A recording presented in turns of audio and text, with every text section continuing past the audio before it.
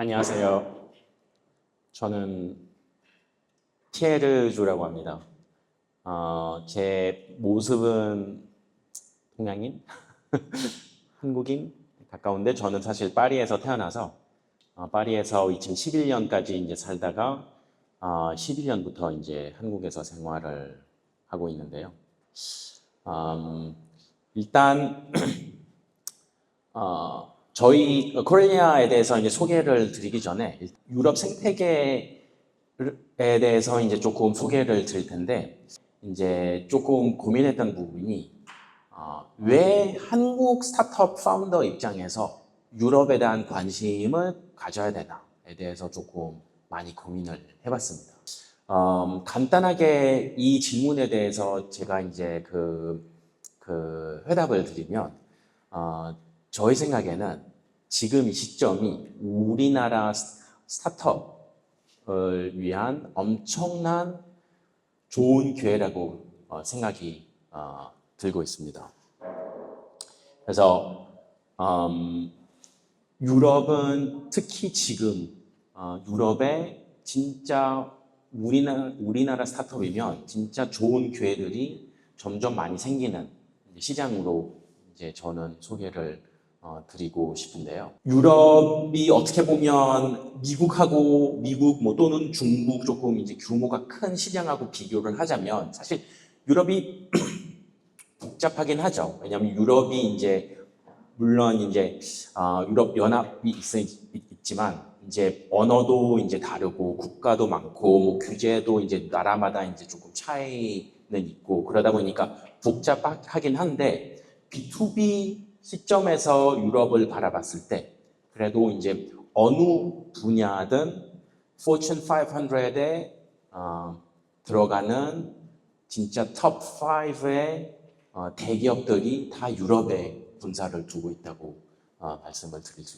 있을 것 같습니다. 그 F&B, 뭐 통신, 항공, 뭐 오토모티브, 관광, 트래블, 뭐 건설, 뷰티, 명품 이런 분야에서 여러분들이 이제 스타트업을 창업을 하시면서 이런 분야에서 이제 솔루션을 개발을 하실 텐데 그러면 유럽이 좋은 기회라고 보실 수 있을 것 같습니다.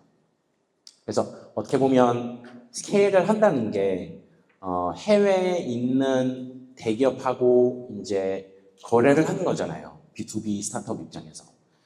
그렇다면 유럽이 다른 시장만큼 유럽이 미국 시장만큼 중국 시장만큼 아주 포텐셜이 있어 보이는 시장으로 소개를 드릴 수 있을 것 같습니다. 여러분들도 사실 여기 나오는 뭐 로고들이 조금 익숙할 것 같은데 이 대기업들이 다 유럽에 있는 기업들로 이제 생각을 하면 그래도 큰 시장이 되겠죠. 그래서 첫 번째 이유는 왜 유럽으로 진출해야 되는지 일단 영업이 되는 시장이라고 소개를 드릴 수 있을 것 같습니다. 두 번째 이유는 그 생태계 자체입니다. 혁신 생태계 자체를 보면 물론 미국하고 비교하면 이제 규모로 따지면 이제 조금 차이는 나지만 어떻게 보면 유럽이 미국 다음에 그냥 중국하고 비슷한 규모의 생태계로 소개를 드릴 수 있을 것 같고 특히 조금 지난 뭐 인플레이션, 유크레인 전쟁 그리고 코비드 그 조금 힘들었던 이제 시기를 조금 더 잘 견뎌낸 지역으로 소개를 드릴 수 있습니다. 2020년하고 2023년 비교를 하자면 그 VC 투자 규모로 비교를 하자면 유럽만 2020년보다 2023년에 계속 이제 증가를 했습니다. 18% 증가를 했고요. 다른 지역은 살짝 조금 이렇게 다 감소를 했던 이제 트렌드입니다. 이런 데이터는 사실 조금 우리나라 입장에서는 사실 잘 안 알려진 이제 데이터인 것 같은데 그래도 오늘 이 자리에서 제가 확실히 말씀드릴 수 있는 부분이 그래도 혁신 생태계 자체는 다른 지역보다 조금 잘 견뎌냈다.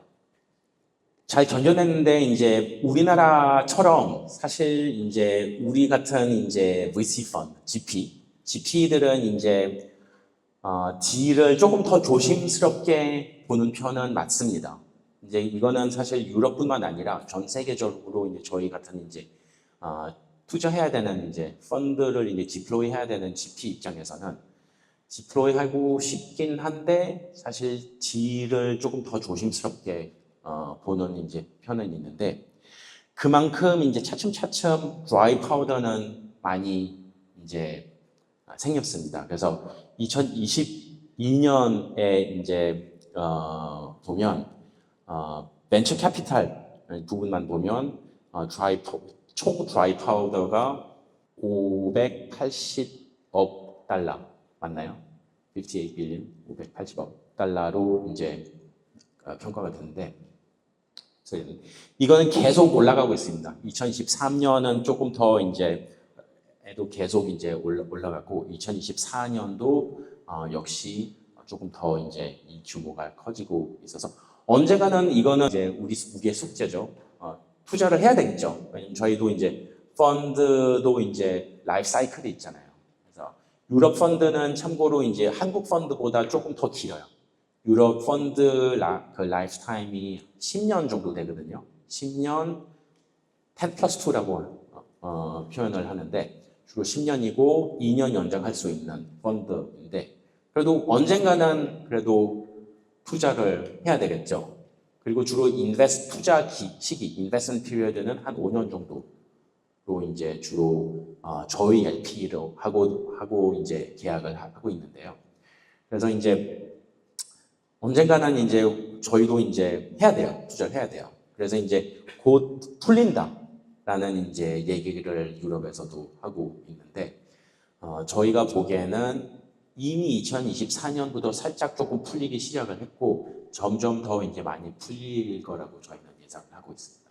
여기까지 조금 정리를 하자면 한국 스타트업인데 왜 유럽에 가야 되는지에 대해서 질문을 했을 때 첫 번째 이유는 영업적인 측면에서 엄청난 기회들이 있고 엄청나게 큰 포텐셜 클라이언트들이 있다라는 점이고요.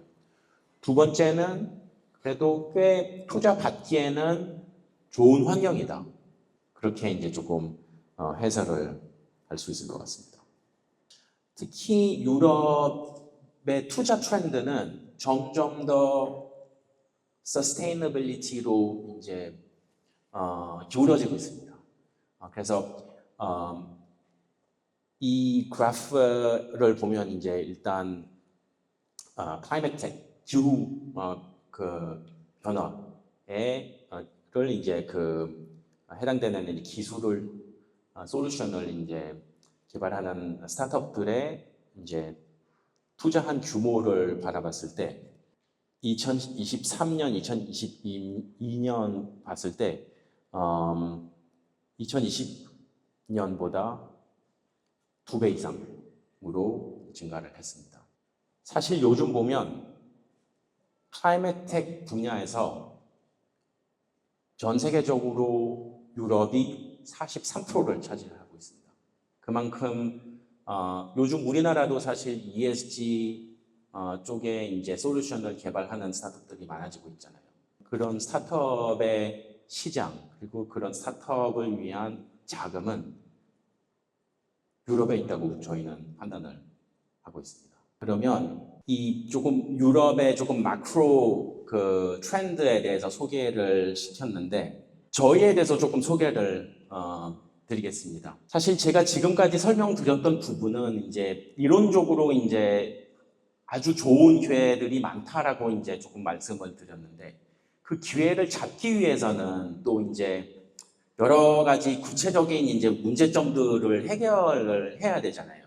그래서 저희가 사실 투자 그 회사를 이제 설립을 하면서 그 부분들을 해결을 하려고 고민을 하면서 저희 VC를 준비를 해왔습니다. 그래서 저희의 투자 비전에 대해서 일단 소개를 드리면 저희는 유럽 또는 아시아 파운더에 투자를 해가지고서 해외 스케일 과정에 여러 가지 지원을 드리면서 같이 성장을 하자는 이제 비전으로 코렐리아 캐피탈을 설립을 했고요. 저희가 사실 2016년에 설립이 됐습니다.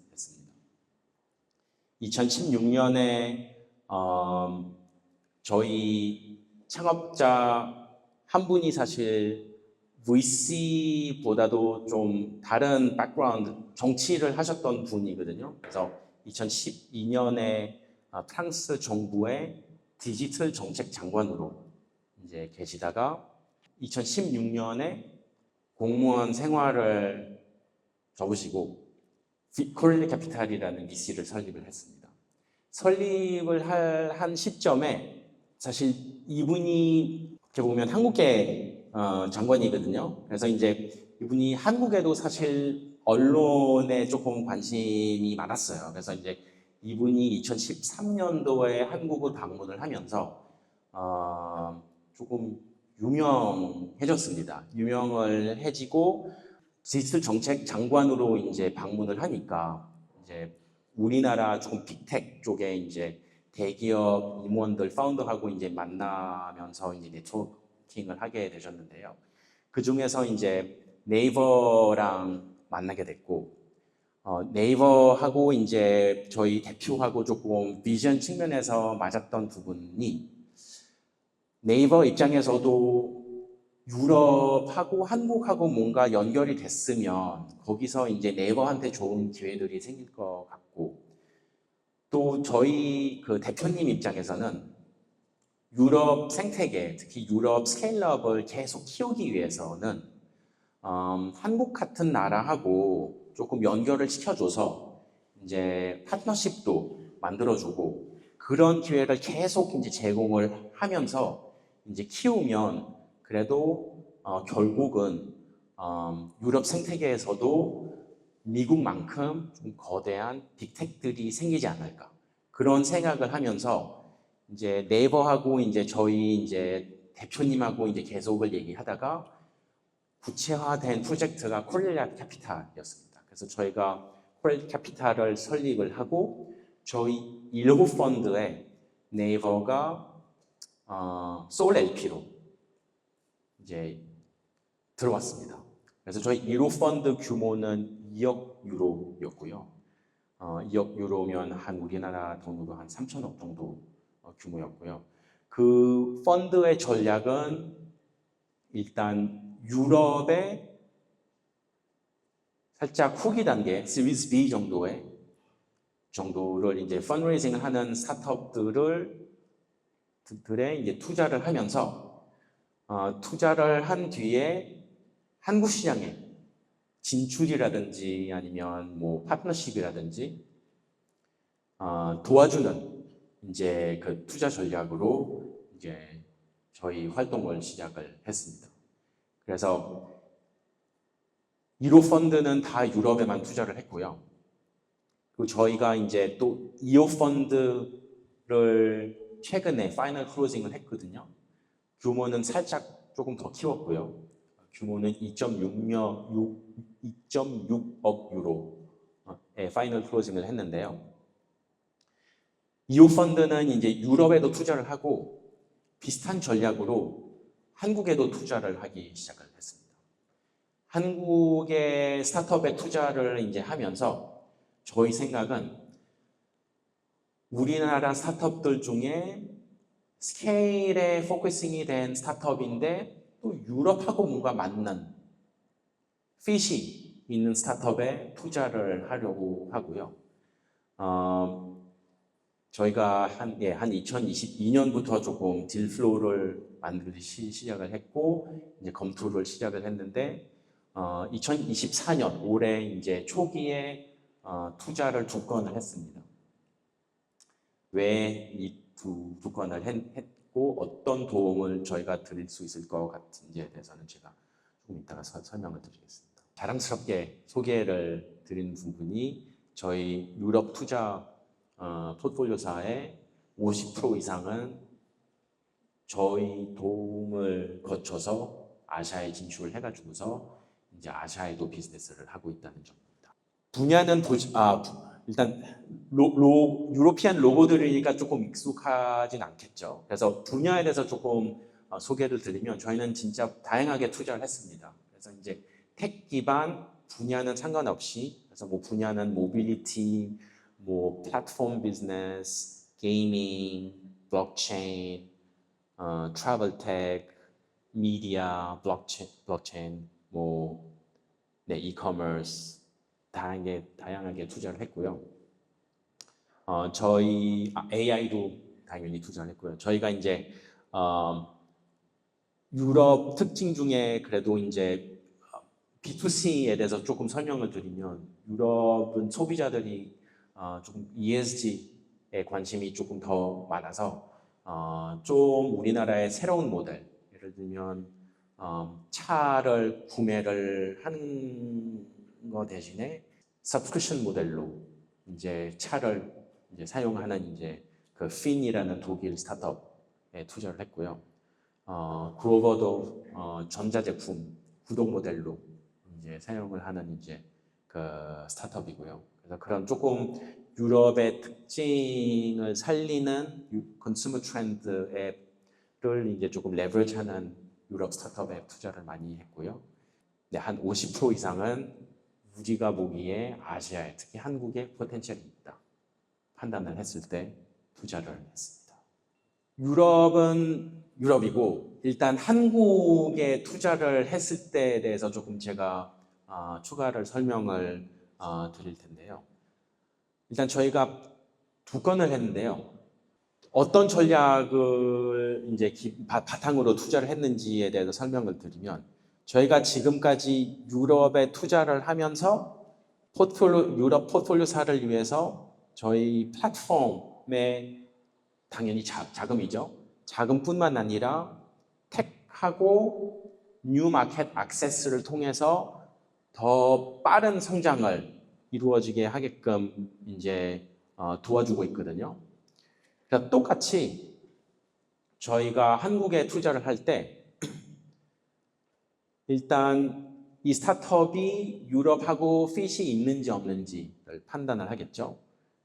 그래서 저희가 이제 판단을 하고 투자를 하고 똑같은 이제 value prop을 이제 제공을 하려고 합니다. 그래서 일단 투자를 했으니까 이제 access to capital 그냥 자금 부분이 있겠죠. 근데 자금뿐만 아니라 이제 저희를 통해서 텍하고 특히 유럽 시장을 이제 액세스 해주는 이제 서비스를 제공을 할 계획이고요.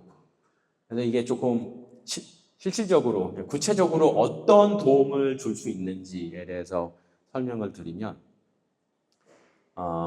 일단 저희가 마이리트립에 투자를 했습니다. 혹시 마이리트립 아세요? 그래서 마이리트립에 투자를 했는데요. 마이리트립에 투자를 하면서 저희가 이런 생각을 했습니다. 마이리트립은 사실 우리나라 해외로 관광으로 가시는 이제 그 분들한테 TNA라고 하죠. Tour and Experience를, Tour and Activity를 제공하는 플랫폼이잖아요. 물론 요즘 조금 이렇게 슈프랍, 그 트래블 슈프랍이 돼서 이제 비행기표도 구매를 할 수 있고, 뭐 숙소도 이제 마련할 수 있는데, 마리트립의 코어 비즈니스는, 코어 밸류는 아웃바운드 관광객들에게, 우리나라 아웃바운드 관광객들에게 파리에 갔을 때 좀 더 좋은 경험, 뭐 루브르 박물관을 갔는데 뭐 한국말이 되는 투어 가이드, 보르도 갔을 때 좀 특별한 시음을 할 수 있는 경험, 그런 투어 앤 액티비티를 제공하는 플랫폼이잖아요. 마리트립 그 클라이언트들 보면 제일 많이 가는 목적지가 파리입니다. 그리고 마리트립 입장에서 경쟁사하고 경쟁을 해야 되잖아요. 그러면 마리트립의 무엇인지 고민을 해봤을 때 이 투어 앤 액티비티 서플라이를 계속 제공을 하면서 경쟁사보다 훨씬 더 퀄리티 그리고 수량으로 따졌을 때 더 많은 투어 앤 액티비티를 제공을 하면서 이제 컴페티티브 에지를 빌드업하는 이제 비즈니스이거든요. 그러면 당연히 저희가 도움을 드릴 수 있죠. 물론 뭐 팀, 뭐 파운더 다 이제 마음에 들고 그런 거는 기반인데 이런 value prop은 우리만 이제 조금 제공을 할 수 있다라는 생각을 하면서 저희가 마릴트립에 투자를 했습니다. 저희가 마릴트립 다음에 이제 리벨리언이라는 스타트업에 투자를 했고요. 리벨리언은 이제 AI 반도체입니다. 그래서 AI 반도체를 디자인하는 이제 업체이고요. AI 반도체라고 하면 여러분 떠오르는 이제 업체가 있죠. 엔비디아. 엔비디아의 이제 반도체의 특징은 AI 모델을 트레이닝을 시켜줄 수 있는 반도체를 이제 제공을 하는 거잖아요. 근데 모델들이 이제 트레이닝이 되었을 때, 그러면 트레이닝 다음에 추록이잖아요. 추록하고 트레이닝하고 반도체의 KPI의 차이는 있잖아요. 있습니다. 그래서 추록 시점에서는 반도체의 중요한 KPI가 에너지 세이빙이고 레이턴시거든요. 그래서 그런 KPI를 바라보면서 이분들이 추록 시장을 위한 AI 반도체를 개발을 하고 있고, 그럼 저희가 왜 투자를 했는지에 대해서 고민을 해봤을 때, 그럼 리벨리언 같은 업체의 클라이언트는 누굴까? 한국에는 클라우드 서비스 프로바이더예요. 그래서 뭐 KT 클라우드, 네이버, 카카오, SKT. 유럽에도 많거든요. 그래서 여기는 제가 이제 맨 처음에 이제 설명드렸던 B2B 플레이북을 저희가 이제 활용을 할 계획입니다. 그냥 유럽의 통신사뿐만 아니라 US 뭐에 상관없는 유로피안 클라우드 서비스 프로바이더하고 연결시켜주면 저희 생각에는 윈윈이 될 것 같아요. 유럽 이제 클라우드 서비스 프로바이더 시점에서도 엔비디아에 너무 디펜던시가 있으면 이제 비즈니스 측면에서 리스크가 되거든요. 이제 공급사가 이제 한국에서 생기면 이제 좋은 기회로 이제 받아들일 수 있을 것 같고, 당연히 리벨리언은 이제 유럽에서 그 덕분에 이제 빨리 성장을 할 수 있겠죠. 그래서 항상 저희는 어떻게 보면 고민을 많이 해야 되는 투자사인 것 같습니다. 한국에서 이제 투자를 해야 될 때, 그 스타트업에 어떤 밸류 프롭을 제공을 할 수 있는지에 대해서 저희가 많이 고민을 해야 되는 상황인데요. 재미있죠? 재미는 있습니다. 여기까지는 저희 이제 소개였고요. 제가 사실 유럽에 진출하고 이제 성공한 우리나라 스타트업에 대해서 조금 제가 소개를 드리고 싶은데, 아직까지는 사실 살짝 애매합니다. 왜냐하면 유럽이 그만큼 우리나라 파운더 입장에서 해외 스케일을 해야 될 때 유럽이 우선적으로 이제 조금 유럽으로 가야 되겠다는 이제 파운더들이 별로 아직은 없거든요. 그래서 이제 미국에 진출해가지고서 성공을 한 우리나라 스타트업은 있죠. 동남아도 있죠. 제가 알기로는 일본에도 있어요. 근데 유럽에서는 아직 저희의 숙제인 것 같습니다. 아직 유럽에 진출해가지고서 크게 성공한 우리나라 스타트업은 없는데, 제가 그래도 저희가 투자하지 않은 이제 두 스타트업을 이제 소개를 드릴 텐데요. 하나는 스트рат비전입니다. 스트рат비전 아시는 분 있으실지 모르겠는데, 스트рат비전은 모빌리티 쪽의 비전 소프트웨어를 개발하는 우리나라 스타트업이고요. 비전 소프트웨어이라고 하면 이제 요즘 자동차, 자율주행 떠나서 요즘 자동차에 ADAS 시스템이 있잖아요. 그래서 ADAS 시스템을 위한 이제 그 라이다를 이제 프로세싱을 해야 되잖아요. 그 프로세싱을 하는 소프트웨어를 개발하고 있는 업체. 이 업체가 이 솔루션을 누구한테 팔아야 될까요? 당연히 자동차 OEM한테 팔아야 되겠죠. 우리나라는 현대 그룹 외에는 별로 성장할 수 있는 이제 기회들이 없겠죠. 그래서 당연히 이런 스타트업 경우에는 초기부터 해외 진출에 이제 관심이 많았고요. 무엇보다도 유럽에 그래도 OEM들이 많잖아요. 프랑스뿐만 아니라 특히 독일에 이제 BMW, 데임러, 그리고 OEM뿐만 아니라 사실 이 스타트업 고객사는 OEM 서플라이어, 인터그레이터, T1들이거든요. 그래서 우리나라의 현대모비스에 해당되는 업체들인데요. 어떻게 보면 유럽의 OEM보다도 훨씬 더 많아요. 독일, 프랑스, 뭐 이태리 많은데요. 그래서 당연히 이제 스트라트비전은 유럽의 진출을 고민을 많이 했었죠. 그래서 여기는 초기부터 일단 유로피안 HQ를 설립을 했어요. 뮤닉 근처에. 그리고 무엇보다도 투자를 할 때 유럽에서도 투자를 받았습니다.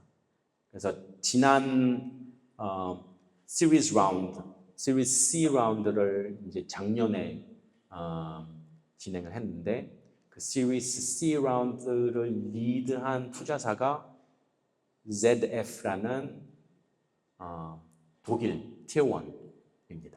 이런 케이스는 그래도 성공을 했다고 이제 판단을 할 수 있겠죠. 열심히 하고 있는데 일단 아직 매출 측면에서는 제가 석세스 스토리, 뭐 석세스 케이스로 이제 확실히 소개를 시키는 거에 대해서는 조금 아직 무리인 것 같은데 열심히 계속 이 방향으로 계속 하면 분명히 스트라트비전은 유럽에서 성공을 할 거라고 저희는 판단을 하고 있습니다. 두 번째 스타트업은 마크 비전인데요. 혹시 아세요? 마크 비전?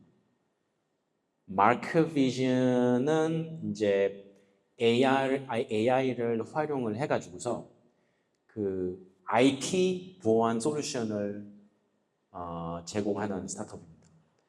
그래서 이제 요즘 명품도 온라인에서 이제 거래가 많이 되고 있잖아요. 특히 뭐 크림 같은 아니면 뭐 당근, 뭐 번개장터에서 이제 명품들이 이제 많이 이제 주고 거래를 하고 있잖아요. 그 중에서 가짜도 있겠죠. 마크비전이 이제 그런 이제 케이스를 이제 필터링 해주는 이제 솔루션이라고 보시면 될 것 같고, 당연히 여기도 이제 클라이언트들이 다 명품. 사실 요즘은 명품도 있고 이제 그 IP라고 하면 IP 컨텐츠도 있잖아요. 그래서 여기는 진짜 잘하고 있는 것 같아요. 요즘 뭐 웹툰하고도 이제 계약을 해가지고서 웹툰 이제 IP 이제 프로텍션 솔루션도 제공을 하고 있는데 어쨌든 코어 비즈니스는 그래도 이제 명품하고 이제 일하는 거고 클라이언트 중에 뭐 루이비통, 샤넬, 디or, 뭐 클라스 그런 이제 초기부터 이제 영업을 해외에서 이제 하고 여기도 사실 분야는 스트라테지하고 다른데 스케일링 플레이북은 비슷했습니다. 일단 빨리 유럽 현지에 지사를 설립을 해가지고서 로컬 시니어 분을 모시는 겁니다. 그래서 여기는 이제 유럽 지사는 파리에 있고요. 그리고 파리에서 헤드 오브 유럽을 이제 모셨는데 그분이 뭐 샤넬 로갈에서 30년 이상 경력이 있는 분을 모셨습니다. 그분이 이제 계속 그 프랑스에 있는 명품들하고 이제 뭐 영업을 하고 있고요. 그리고 여기는 또 LVMH 그러니까 루이비통 지주사이죠. LVMH가 운영하고 있는 그 이노베이션 어워드에 이제 나가서 이겼습니다. 그래서 이제 그것도 이제 인지도 측면에서 이제 꽤 영향을 주겠죠.